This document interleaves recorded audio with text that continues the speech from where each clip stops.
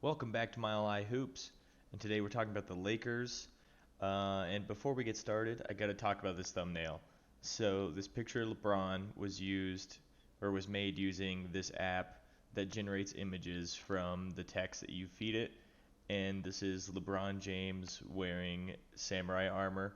And the process of doing this will provide me with many terrible renditions of it. And so a lot of them are really funny. Most of them don't come out looking that good. So let me know if you want me to keep using the good ones like this, or you want to see the really terrible, hilarious ones. So with that being said, let's get it going. So I think we got to start with last season here. The Lakers only won 33 games last season, and they lost 49.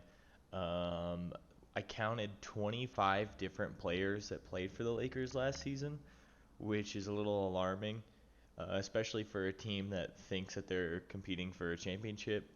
Uh, the guy that played the most games was Russell Westbrook at 78, which is pretty amazing with all the slander he gets, which I'm definitely not going to hold back on him. But I mean, the best ability is availability sometimes, and LeBron played 56 games, and Anthony Davis only played 40. So, I mean, with a healthy LeBron and AD, of course, anything can happen. But just the Lakers didn't really have anybody that could shoot threes that great. I mean, Malik Monk was their best shooter and played 76 games at 39%, but he's gone. Avery Bradley also shot about 39%, and he played 62 games for them, but again, he is also off the roster. I believe they cut him. And so, other than that, there's a lot of roster turnover here, and they added a couple new key pieces. I definitely like Lonnie Walker. I've heard a lot of people saying that they're just kind of like throwing the darts at the wall and hoping one sticks, with here like with this addition here. But I think Lonnie Walker is gonna be that guy that fits in this like J.R. Smith role that is always on LeBron-led teams. He's definitely not the shooter that J.R. is, but he's a good athlete.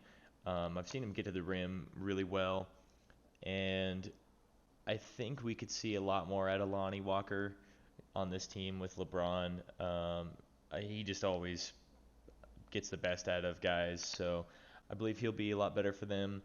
They also signed Thomas Bryant, which I believe Thomas Bryant will be a ceiling raiser for them.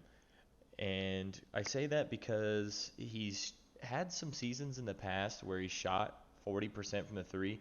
I mean, it was only on 2 attempts a game, so he's making almost one a game.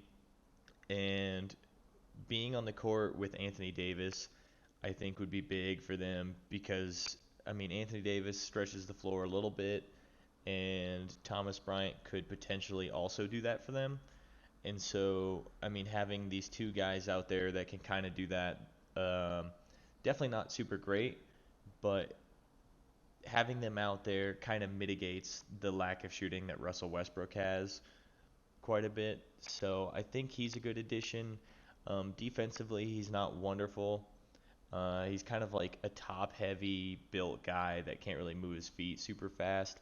But I think for the price they got him, it's definitely no harm, and it's like a low risk, high reward possibility on that addition there. And then the Lakers also added Juan Anderson from the Warriors, and I don't know how I feel about Juan so far.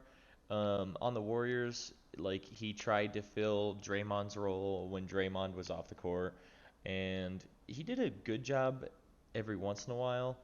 I mean, he would go in the short roll, catch it, and make some pretty decent passes every once in a while. His shooting wasn't great. I feel like there's some room for improvement there. But this is another like low risk possibility of like some high reward there. And then I think the biggest addition to talk about here is Patrick Beverly. Patrick Beverly has always just been this solid dog defender that's pretty good at shooting, can run some pick and rolls, and regardless, I mean, we have talked about him before on some of these other videos, but we all know who Patrick Beverly is. I mean, he's just going to be the leader by example on this team. I think he's going to be pulling the guys with him to try to just get the effort level up on defense, trying to keep intensity high. And I think there's no risk with this type of addition here. I think Patrick Beverly can only make this team much better. And we've seen it before with some of these smaller additions where it's like a big culture shock to them, where this guy comes in and kind of just reboots like the motivation for these guys. So I think Patrick Beverly is going to be great here, and we'll have to see kind of how they stagger him and Westbrook. Of course, we got to talk about Westbrook. Um, we all know what's going on with Westbrook. He has never really been the guy to accept change, and that's kind of been the like air around him for so many years now. I think he's a mature guy, and I would imagine with all these rumors going around, he's going to try to put his best foot forward. And I don't think in this last season we saw him taking as much like, oh my God, Westbrook, what is that shot type shots, like where it's a deep two or a three that was just completely unneeded. I mean, those definitely still happen. It's Russell Westbrook. But regardless, he's still bringing effort every single night. And, the thing that always drove me the most crazy was everybody on TV and everything saying that Russell Westbrook's motor is at 130% all the time.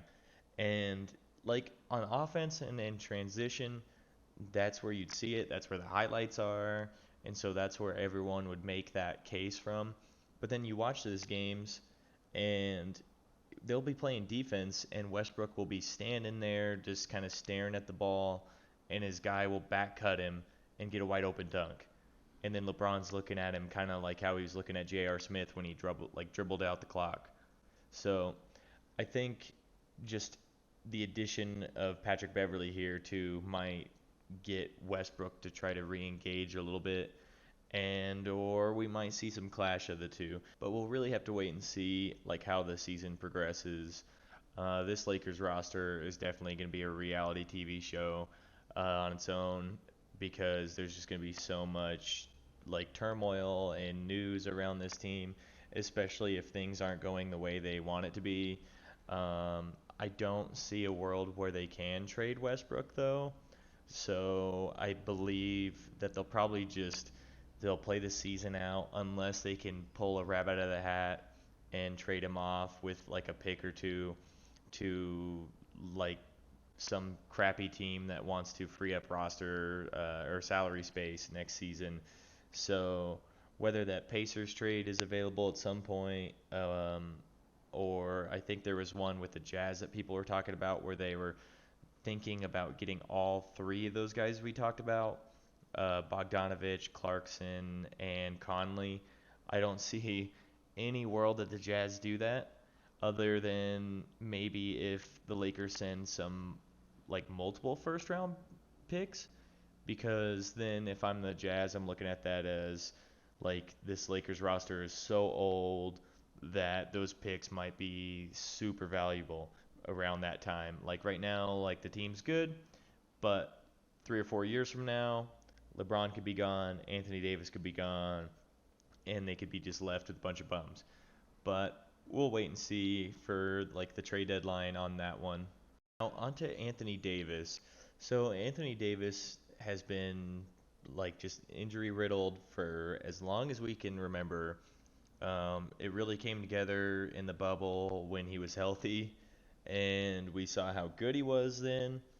But since then, I mean, he hasn't really been playing more than like 40 games each season. So I have low hopes for him making it through more than 60-ish games. Most people refer to him playing at the power forward as being some beneficial thing that they could go to preserve him. I mean, Anthony Davis is still going to be Anthony Davis. He's still going to be going for rebounds, trying to block shots, and all of those things put himself at risk for injury, especially when he always ends up on the ground somehow. And I mean, as a big guy, he's going to be rolling ankles or something. So, I mean, if he can stay healthy, I mean, the sky's the limit. I still don't think the roster as a whole is good enough with LeBron and Anthony Davis for them to be anything more than what they might seem to be, like a 4 or 5 seed at best. Um, but let's get on to LeBron. LeBron, I believe, has a player option after this next season from that new extension, and I would assume that he's going to decline it. I mean, everyone's talked about his son coming to the league and how he wants to play with him. I think it's pretty clear that if this team is bad again, then LeBron would probably move off of it. I mean, we're looking at the same situation as when, like, LeBron left the Cavs when it was just an aging roster. Slowly, the players that were really good for them were aging and declining and looking like crap. And then LeBron left. So I think that LeBron's time in LA is definitely going to be short. It's going to be gone. It's going to be over here soon.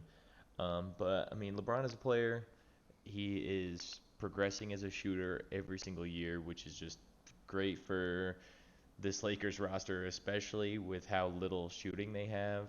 And I don't think LeBron's really lost much yet. I mean, athletically, maybe a little bit. He's not flying in quite as high and aggressively as before. He definitely doesn't drive to the rim as much as he used to.